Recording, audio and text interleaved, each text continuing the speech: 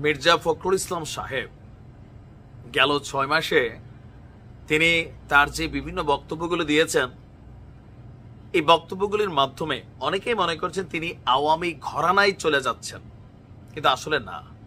ওনার যে মেন্টালিটি, এটা ডিফারেন্ট একটা মেন্টালিটি। আমি ওনাকে খুব অবজার্ভ করি, মানে গতানুগতিক ধারার কথা তিনি বলেন না। তিনি যে থিওরিটা আজকে নিয়ে আসছেন, আমার কাছে মনে হচ্ছে this is the perfect theory. এখন এটা আওয়ামী লীগের বেলায় হতে পারে, অদূর মানে আগে জামাতের বেলায় ছিল, ভবিষ্যতে বিএনপির জন্য এমন দিন আসতে পারে। আবার জাতিসংঘ কিন্তু একই কথা বলেছে। দর্শক, যখন আওয়ামী লীগের রাজনীতি থাকবে নাকি থাকবে না, সমন্বয়করা বলছেন হয়তো আওয়ামী লীগ থাকবে, নয়তো তারা থাকবে। তো পরিণতি যেদিকে যাচ্ছে তারাই চলে যেতে হবে। কেন? জাতিসংঘ বলছে রাজনৈতিক দলকে নিষিদ্ধ করা যাবে না, গণতন্ত্রের পথে বাধা। এবার বাকি আসছে বিএনপির পক্ষ থেকে মির্জা ফখরুল ইসলামের বক্তব্য ওয়াইডলি, এবং দিস ইজ লজিক্যাল।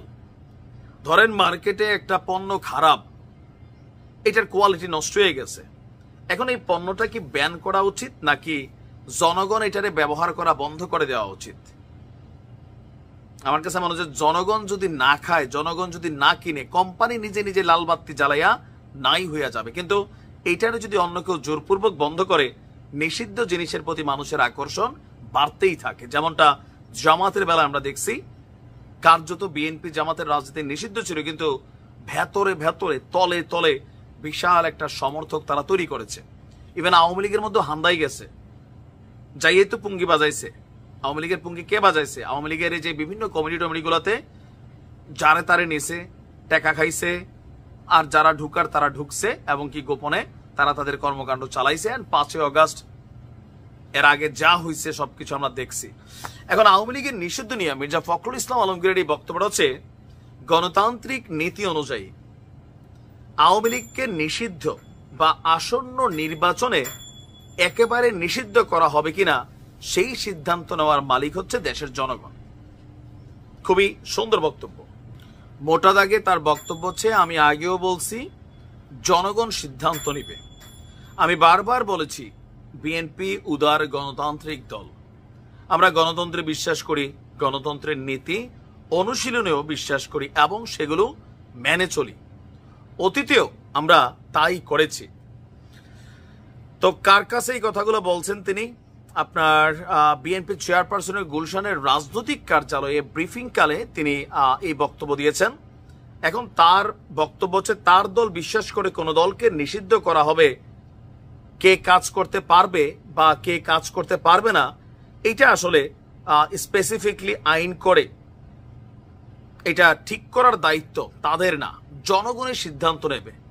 জনগণ নির্ধারণ করবে কোন দল দেশে থাকবে, মাঠে থাকবে, কোন দল থাকবে না, কোন দল নির্বাচনে অংশ নেবে আর কোনটা নির্বাচন করবে না। আওয়ামী লীগকে নিষিদ্ধ করাকে বিএনপি সমর্থন করে কিনা তিনি বলছেন, আমি আগেই বলেছি জনগণ সিদ্ধান্ত নেবে, আমরা পক্ষে না বিপক্ষে সেইটা বড় নয়, জনগণের বিষয়টা হচ্ছে এখানে জরুরি। আমি মনে করি আওয়ামী লীগ জামাতের নিষিদ্ধ করছিল না, কাজে দিচ্ছে। জনগণের ফ্রিডম অফ চয়েস দিতে হবে। যদি এই দেশের জনগণ মনে করে আওয়ামী লীগ ভালো, তাহলে সুষ্ঠু নির্বাচন হলে তারা ভোট দিবে আওয়ামী লীগরে। আওয়ামী লীগ যা করছে এরপরে যদি জনগণ মনে করে না ভাই আগেই ভালো ছিলাম, তাহলে তো আপনি আইন করে আওয়ামী লীগরে আটকাইতে পারবেন না, এটা উল্টা পথে হাঁটবে। জনগণের মতামতকে আপনি বাধাগ্রস্ত করছেন, যেটা গণতন্ত্র না। আওয়ামী লীগ এটাই করছিল, আমি ডামি নির্বাচন, রাতের ভোট, অনেক কিছু করছে না। তো কইরা কি জনমত নষ্ট করতে পারছে? পারে নাই। যেটা করছে মানুষের উপর চাপ দিছে, ভয় দেখাইছে, জোর করছে, এজ এ রেজাল্ট 5ই আগস্ট। তো মির্জা ফখরুল ইসলামের আলমগীরের যে বক্তব্যগুলো, যথেষ্ট জ্ঞানী মানুষ। যে কোনো একটা দল এদেশে থাকবে নাকি থাকবে না, এটা ডিপেন্ড করে আসলে জনগণের উপর।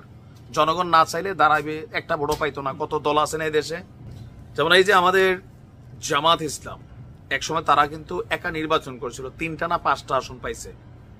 জনগণ দেয় নাই ভোট, আওয়ামী লীগ বিএনপি দিয়ে দিছে।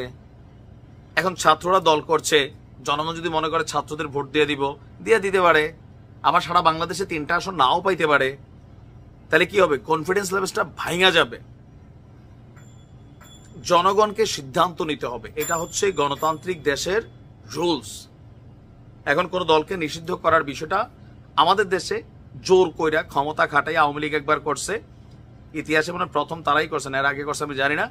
তো টিকে নাই ভাই। এখন জামাত দেখেন কি পরিস্থিতি তো তাদের দেশে।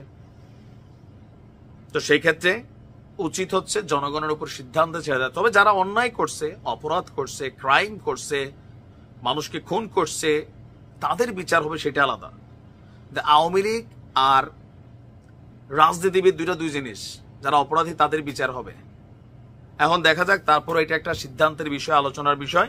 তবে বিএনপি এটাতে রাজি হবে না, বোঝাই যাচ্ছে। ভালো থাকুন।